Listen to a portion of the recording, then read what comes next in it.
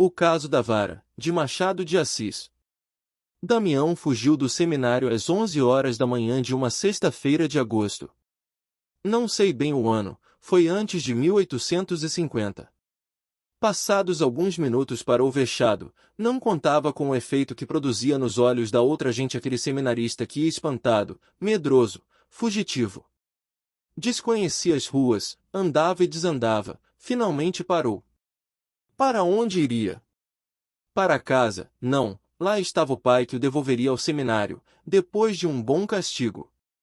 Não assentara no ponto de refúgio, porque a saída estava determinada para mais tarde, uma circunstância fortuita a apressou. Para onde iria? Lembrou-se do padrinho, João Carneiro, mas o padrinho era um moleirão sem vontade, que por si só não faria coisa útil. Foi ele que o levou ao seminário e o apresentou ao reitor. Trago-lhe o grande homem que há de ser, disse ele ao reitor. Venha, acudiu este, venha o grande homem, contanto que seja também humilde e bom. A verdadeira grandeza é chã. Moço. Tal foi a entrada. Pouco tempo depois fugiu o rapaz ao seminário. Aqui o vemos agora na rua, espantado, incerto, sem atinar com refúgio nem conselho, percorreu de memória as casas de parentes e amigos, sem se fixar em nenhuma. De repente, exclamou. Vou pegar-me com sinhá Rita. Ela manda chamar meu padrinho, diz-lhe que quer que eu saia do seminário. Talvez assim. Sinhá Rita era uma viúva, querida de João Carneiro. Damião tinha umas ideias vagas dessa situação e tratou de aproveitar. Onde morava? Estava tão atordoado, que só daí a alguns minutos é que lhe acudiu a casa, era no Largo do Capim. Santo nome de Jesus! Que é isto? Bradou sinhá Rita, sentando-se na marquesa, onde estava reclinada. Damião acabava de entrar espavorido, no momento de chegar à casa, vira passar um padre, e deu um empurrão à porta, que por fortuna não estava fechada a chave nem ferrolho. Depois de entrar espiou pela rótula, a ver o padre. Este não deu por ele e ia andando. Mas que é isto, senhor Damião? Bradou novamente a dona da casa, que só agora o conhecera. Que vem fazer aqui? Damião, trêmulo, mal podendo falar, disse que não tivesse medo, não era nada, ia explicar tudo. Descanse, e explique-se. Já lhe digo, não pratiquei nenhum crime, isso juro, mas espere. Sinhá Rita olhava para ele espantada, e todas as crias, de casa e de fora, que estavam sentadas em volta da sala, diante das suas almofadas de renda, todas fizeram parar os bilros e as mãos. Sinhá Rita vivia principalmente de ensinar a fazer renda, crivo e bordado. Enquanto o rapaz tomava fôlego, ordenou às pequenas que trabalhassem, e esperou. Afinal, Damião contou tudo, o desgosto que lhe dava o seminário, estava certo de que não podia ser bom padre, falou com paixão, pediu-lhe que o salvasse. Como assim? Não posso nada. Pode, querendo. Não, replicou ela abanando a cabeça, não me meto em negócios de sua família, que mal conheço, e então seu pai, que dizem que é zangado. Damião viu-se perdido. Ajoelhou-se-lhe aos pés, beijou-lhe as mãos, desesperado. Pode muito, sinhá Rita, peço-lhe pelo amor de Deus, pelo que a senhora tiver de mais sagrado, por alma de seu marido, salve-me da morte, porque eu mato-me, se voltar para aquela casa. Sinhá Rita, lisonjeada com as súplicas do moço, tentou chamá-lo a outros sentimentos. A vida de padre era santa e bonita, disse-lhe ela, o tempo lhe mostraria que era melhor vencer as repugnâncias e um dia. Não nada, nunca. Redarguia Damião, abanando a cabeça e beijando-lhe as mãos, e repetia que era sua morte. Sinhá Rita hesitou ainda muito tempo, afinal perguntou-lhe por que não ia ter com o padrinho. Meu padrinho? Esse é ainda pior que papai, não me atende, duvido que atenda a ninguém. Não atende? Interrompeu sinhá Rita ferida em seus brios. Ora, eu lhe mostro se atende ou não. Chamou um moleque e bradou-lhe que fosse à casa do senhor João Carneiro chamá-lo, já e já, e se não estivesse em casa, perguntasse onde podia ser encontrado, e corresse a dizer-lhe que precisava muito de lhe falar imediatamente. Anda, moleque. Damião suspirou alto e triste. Ela, para mascarar a autoridade com que dera aquelas ordens, explicou ao moço que o senhor João Carneiro fora amigo do marido e arranjara-lhe algumas crias para ensinar. Depois, como ele continuasse triste, encostado a um portal, puxou-lhe o nariz, rindo. Ande lá, seu padreco, descanse que tudo se há de arranjar. Sinhá Rita tinha 40 anos na certidão de batismo, e 27 nos olhos. Era apessoada, viva, patusca, amiga de rir, mas, quando convinha, brava como o diabo. Quis alegrar o rapaz, e, apesar da situação, não lhe custou muito. Dentro de pouco, ambos eles riam, ela contava-lhe anedotas, e pedia-lhe outras, que ele referia com singular graça. Uma destas, estúrdia, obrigada a trejeitos, fez rir a uma das crias de Sinhá Rita, que esquecera o trabalho, para mirar e escutar o moço. Sinhá Rita pegou de uma vara que estava ao pé da marquesa, e ameaçou-a. Lucrécia, olha a vara. A pequena abaixou a cabeça, aparando o golpe, mas o golpe não veio. Era uma advertência, se à noitinha a tarefa não estivesse pronta, Lucrécia receberia o castigo do costume. Damião olhou para a pequena, era uma negrinha, magricela, um frangalho de nada, com uma cicatriz na testa e uma queimadura na mão esquerda.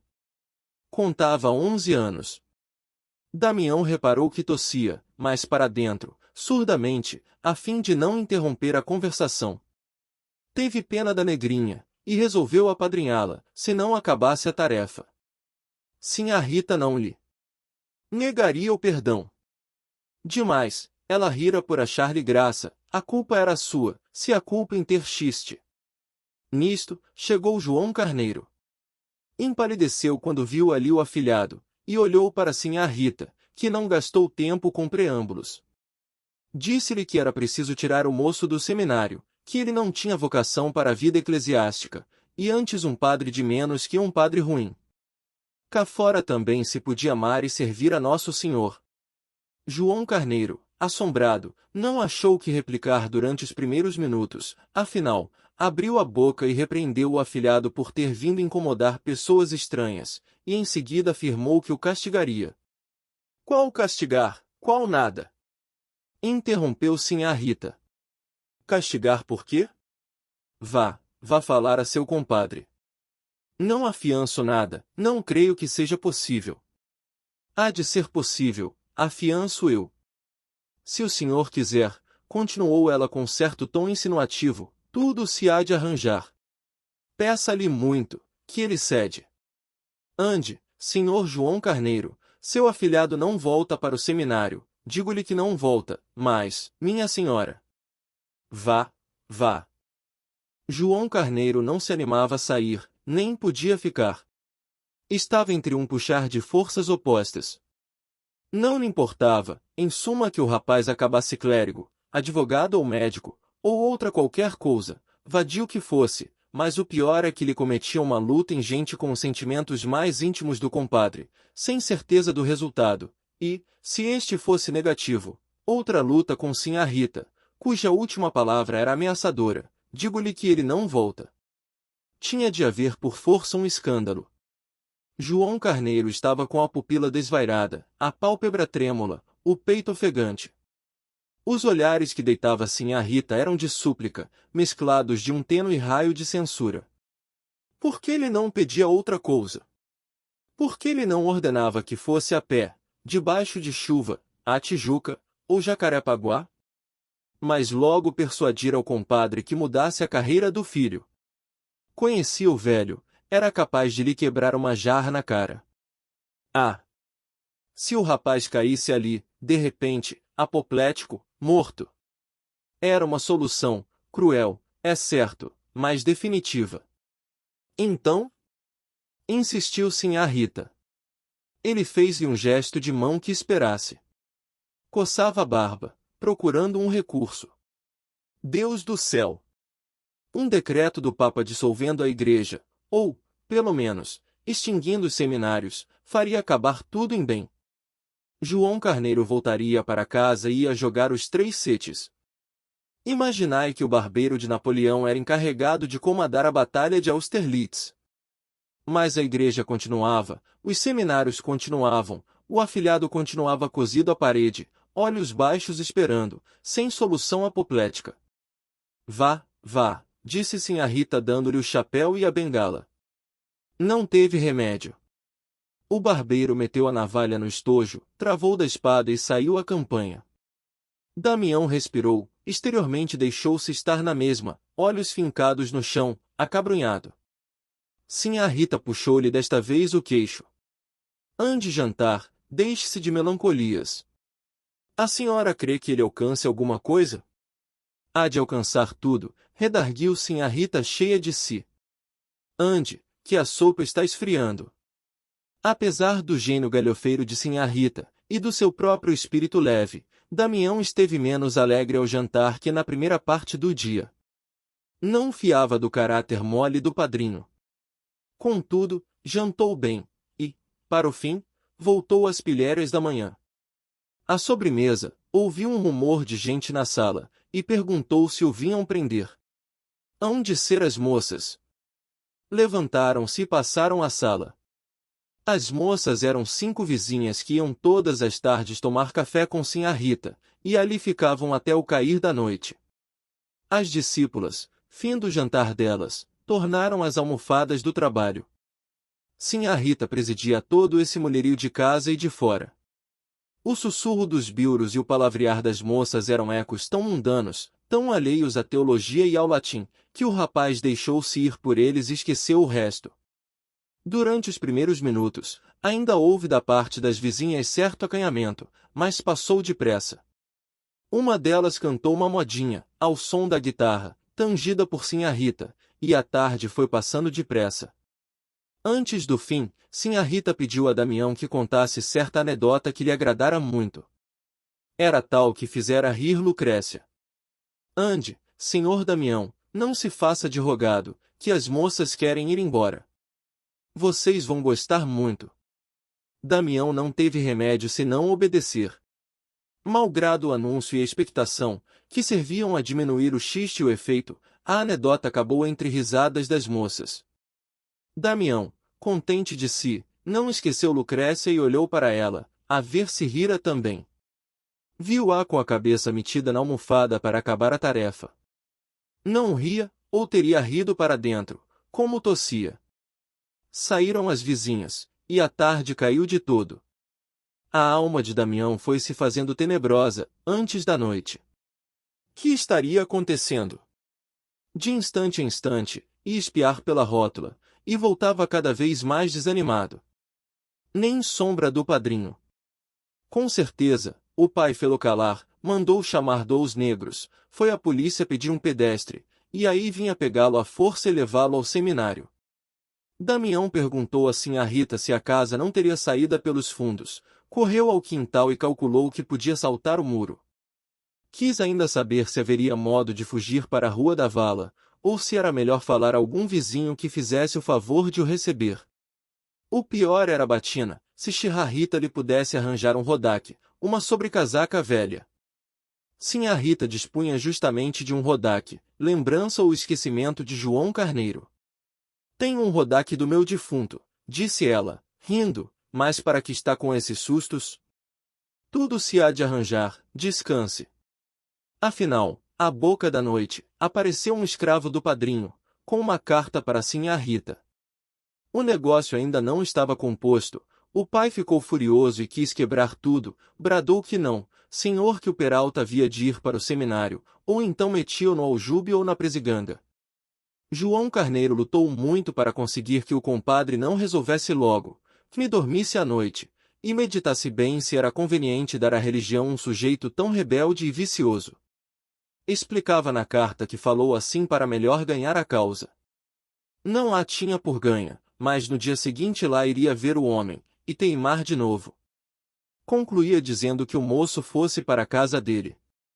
Damião acabou de ler a carta e olhou para Sinhá Rita. Não tenho outra tábua de salvação, pensou ele.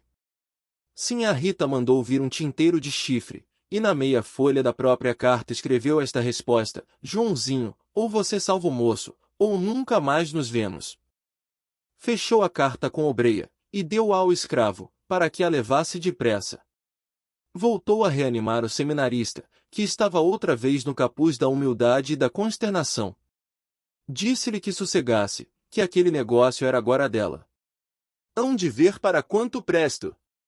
Não, que eu não sou de brincadeiras. Era hora de recolher os trabalhos. Sinhá Rita examinou-os, todas as discípulas tinham concluído a tarefa.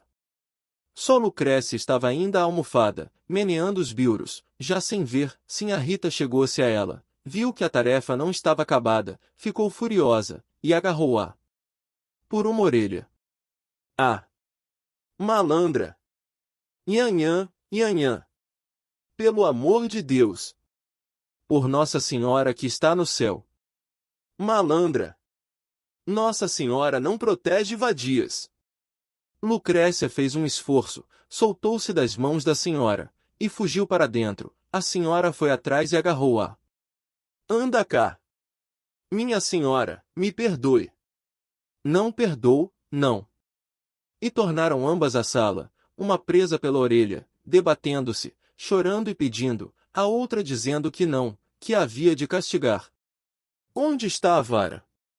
A vara estava à cabeceira da marquesa, do outro lado da sala. Sinhá Rita, não querendo soltar a pequena, bradou ao seminarista. Senhor Damião, dê-me aquela vara, faz favor? Damião ficou frio.